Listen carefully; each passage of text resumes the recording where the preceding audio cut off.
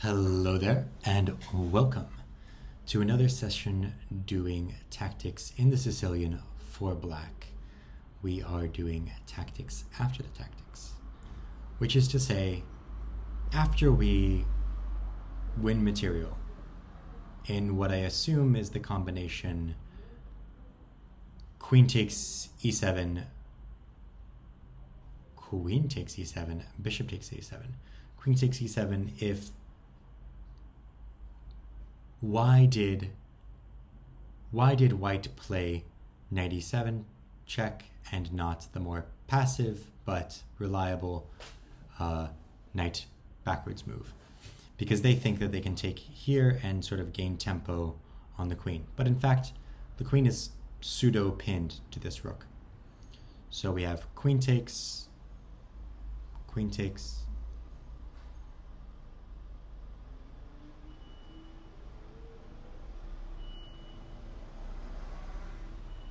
queen takes, queen takes, bishop takes, rook takes. I'm not material up there.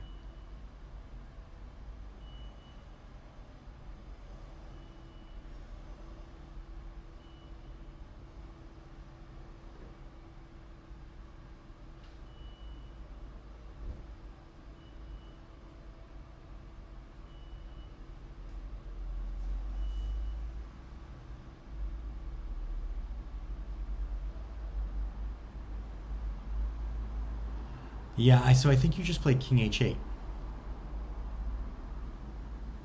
King h8, and if bishop here, queen check wins the rook with mate. That's the idea. Okay, so I've got it. That's a little bit embarrassing because I sort of planned the whole thing and then I realized that there's a flaw in my calculation. King sidesteps, queen takes f7, king here, king here. So the same idea again. The queen has to go somewhere else, right? Can she somehow remain on? She cannot. The queen cannot both protect f7 and protect the knight on e6 at the same time. So, king here,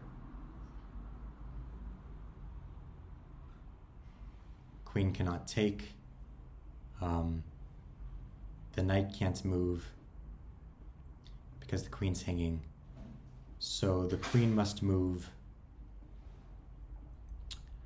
I would guess that the queen goes to c2, which seems like the most harmonious move, after which bishop takes.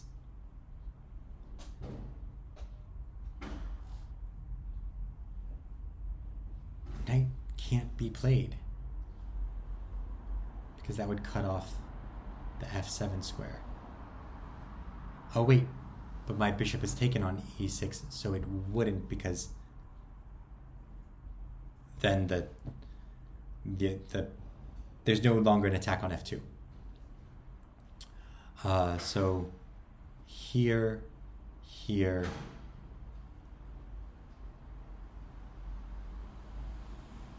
and maybe I bring my bishop back to c5 for that exact reason.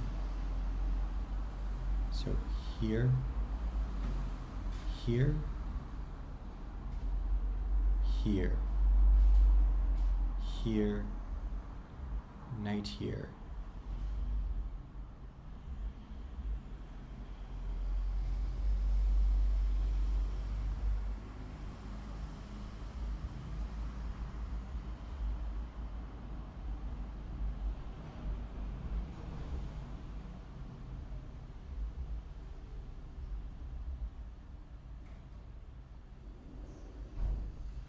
Bishop e6.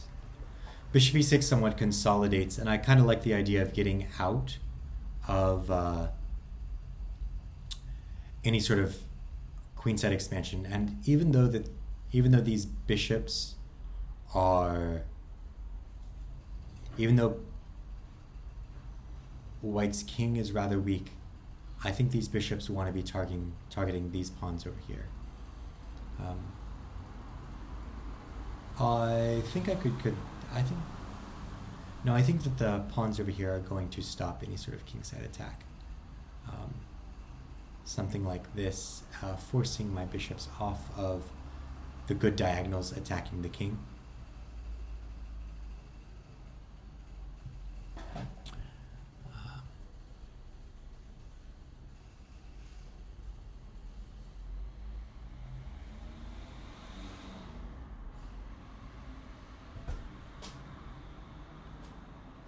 This is a line that I considered. Bishop e6, bishop back to e6. Yes, indeed. This is a line that I had considered, but so I think this is an interesting like logic lesson, right? The pawns on the queen's, the advance of the pawns on the queen side is going to stop my bishops from having good diagonals from which to attack the king. So better is just to put my bishops on e6 and, in that case, e7 from the get-go. So this way I can be targeting the queenside pawns before the advance. It's a nice little piece of logic.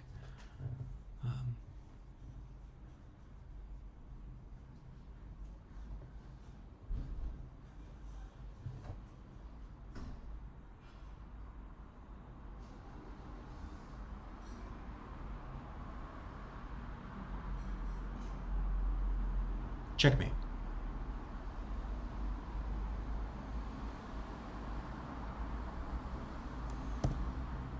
Checkmate is the end of the game. No need to come up with a plan.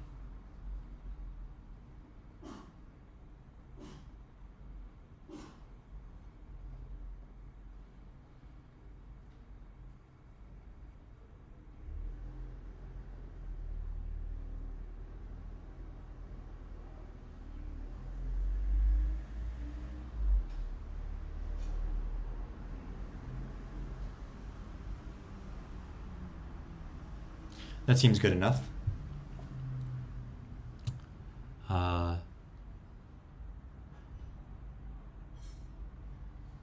In that position,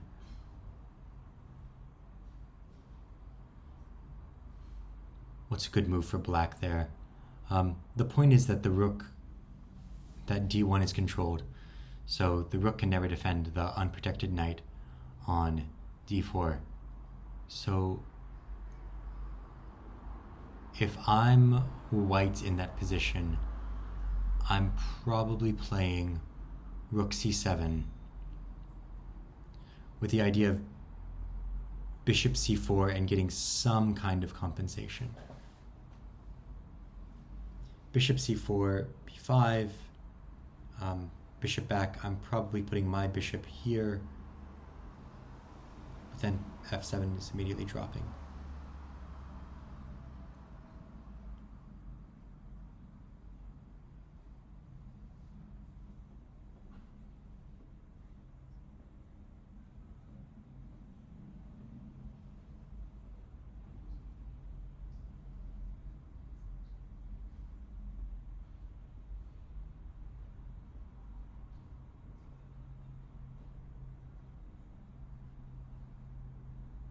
b5, stopping bishop c4,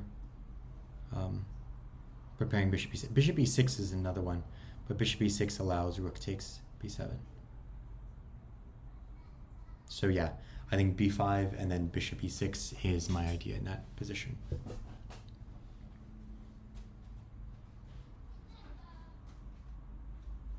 And then I'll bring rooks to the c file and try to invade.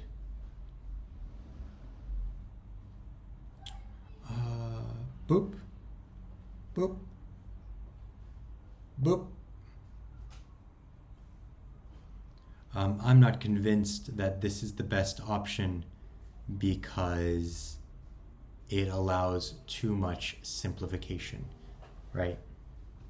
So something like this, I'm going to take in between move, bishop takes, sure, pawn takes, and even though this pawn is isolated, king f7, yeah, king f7 is the move. And I should be able to to handle this. I think I'm going to cut off. Oh, I was going to cut off.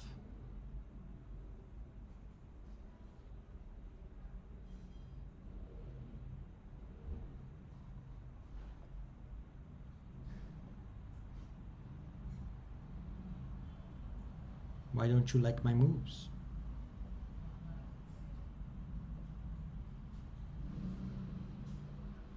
I see why you don't like my moves. Sure, I mean, I think that this is definitely playable, but I can definitely see how I've given a little bit too much to white there.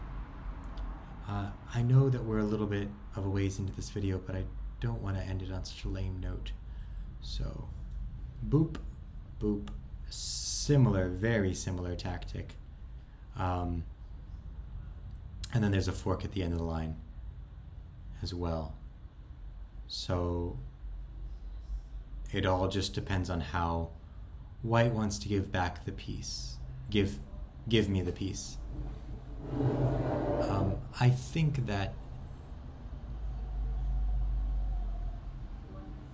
interesting. Knight, knight, pawn. The knight goes back. Let's say pushes, pawn, pawn. This knight goes back, threatening the pawn.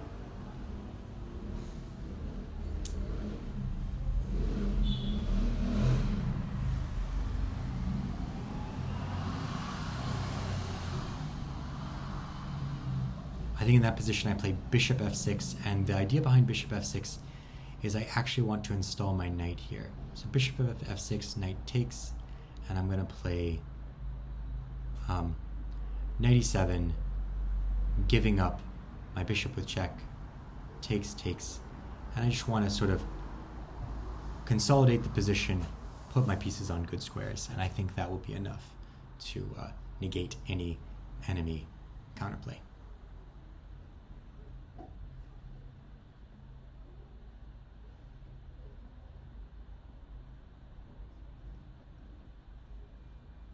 You get a passer? Fair enough. I like bishop here.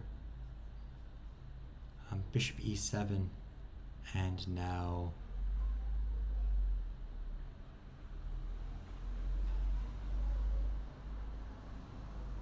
what are you doing in response to h3?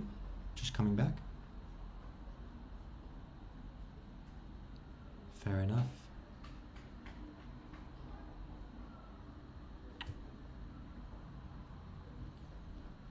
I like bishop e6, and I think that I want now to put my knight on f5 or c5.